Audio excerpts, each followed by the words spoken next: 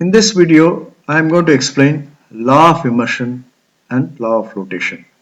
We'll also understand how these laws help in certain real life application. Now we'll understand what is this law of immersion and law of flotation.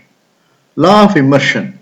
When a body immersed in a liquid, there is an apparent loss of weight. This apparent loss of weight is equal to the weight of the displaced liquid. Law of flotation. When a body floats in a liquid, there is a total loss of weight. This total loss of weight is equal to the weight of the displaced liquid.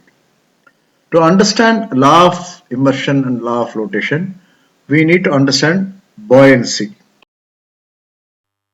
Buoyancy is an upward thrust or an upward opposing force against gravity experienced inside the liquid. A classical example, we all would have experienced or felt lighter when we get inside the water in a swimming pool. Precisely this experience or feeling is buoyancy. Buoyancy is an upward thrust or force experienced by the body. Law of immersion is also known as Archimedes principle. This is invented by the famous Greek mathematician Archimedes. In this slide, you will observe there's a diagram on the right wherein a weight of 5 kg is hanging on a scale. Below the weight, there is a huge tank with an overflow nozzle, and on the right hand side, there is an empty container kept on the scale. In situation B, you will observe the weight 5 kg is totally immersed in the liquid, and the liquid overflows into the container kept on the right hand side. Now closely watch, the weight is hanging from the weighing scale and the scale reads 5 kilograms, and the container is empty and the weighing scale reads 0. For the time being, we'll forget about the weight of the container. We'll go by this to understand the concept. Now please observe the diagram shown on the right. You will see the weight is fully immersed, displaces the liquid or water equal to its volume, and it is overflown into the container. Now the scales read 3 kilograms and 2 kilograms respectively. Now what do we observe? The weight experiences an apparent loss due to buoyancy, and the container with the displaced water equal to the volume of the weight, and it weighs 2 kgs. You can see situation A and situation B on the respective scales. So what do we understand or infer here is the weight of the water is 2 kgs, that is in the collection container, is equal to the buoyant force. That is, the apparent weight loss suffered by the weight is equal to the weight of the liquid or the water that is displaced. And this is what is Archimedes principle. Let us go back to history and understand what made Archimedes to invent this. He was thrown a challenge by King Hieron of Syracuse, who received a gold crown, and he wants Archimedes to find out whether it is made up of pure gold. The challenge Archimedes faced was how to assess the volume of the crown because of its obscure shape accurately. If he is able to do that, the weight of the crown can be deduced, because we all know gold density is 19.3 grams per cc for a pure gold. So we will be in a position to calculate what should be the weight given its volume. The solution lied in assessing the volume of the displaced water accurately, whose weight is equal to the buoyant force. Precisely, Archimedes established this, and that is the invention, that is the weight loss is equal to the buoyant force.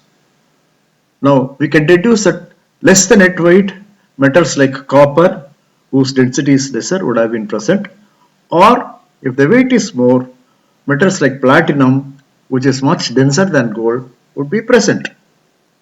Further, an important takeaway in this is volume of obscure objects can be accurately determined by displaced volume of liquid by immersion process. Now let us extend this Archimedes principle to law of flotation. Body floats when the buoyant force is equal to or more than the weight of the body, and that is law of flotation. Now ship made up of iron floats in water. How? Now you can see the diagram on the right hand side. The top one depicts a ball immersed in a liquid totally, and another trough like object is floating in the water. The trough like object floating in the water represents a ship. Now consider the ball. The volume of the ball which is displaced and its weight is less than the ball's weight, and therefore the ball sinks inside the water. The tuff-like thing which is shown above represents the hull which displaces large amount of water. The weight of the water is much more than the hull's weight, and therefore the hull or the ship floats. That is to say, the displaced water is the buoyant force that is so huge and keeps the ship afloat.